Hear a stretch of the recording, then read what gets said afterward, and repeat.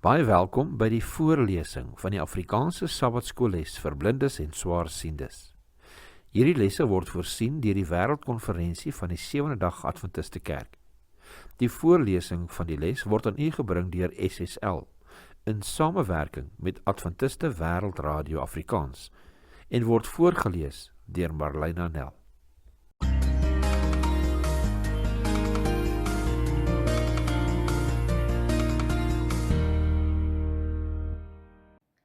Les 9, 21 tot 27 Februarie. Versoening en hoop. Kom ons open met gebed. Liewe Heer, baie dankie vir hierdie nuwe dag en vir u woord. Maak ons harte oop om te hoor wat u ons wil laat leer. Ons bid dit in Jesus naam alleen. Amen.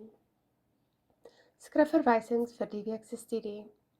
Kolossense 1 vers 21 tot 29, Efesiërs 5 vers 27, Efesiërs 3 vers 17, Romeine 8 vers 18, Efesiërs 1 vers 7 tot 10, Efesiërs 3 vers 3 tot 6, Spreuke 14 vers 12. Geheeteks 2 Korintiërs 5 vers 21. Want hy het hom wat geen sonde geken het nie, sonde vir ons gemaak, sodat ons kan word geregtigheid van God in hom. 2 Korintiërs 5 vers 21. Paulus bly by die tema van versoening wat so duidelik in Kolossense 1 vers 20 beklemtoon was. Hersien die donderdag gedeelte van les 8.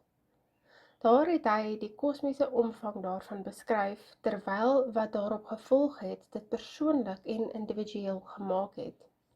Deur sy dood op die kruis het Jesus versoening vir elkeen en alles voltooi, veral vir die mensdom wat van die lewe in God deur sonde vervreemd geword het.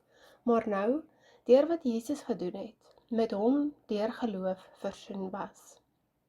Die proses van individuele versoening word in hierdie week se les behandel. Soos met die kosmiese sfeer gebeur dit deur die strepe van Christus. Die kruis wat definitief nie 'n passiewe simbool was nie, word vir elke individu 'n aktiewe werklikheid, deurdat God se liefde die mens verander wanneer hulle die evangelie hoor en Christus homself, die heerlike hoop aanvaar. Paulus praat ook in Kolossense 1 vers 26 van die verborgenheid wat van die eeue en geslagte af verborge was.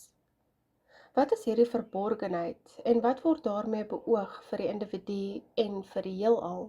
Hoe is hierdie verborgenheid verwant aan die evangelie wat Paulus so passievol verkondig het?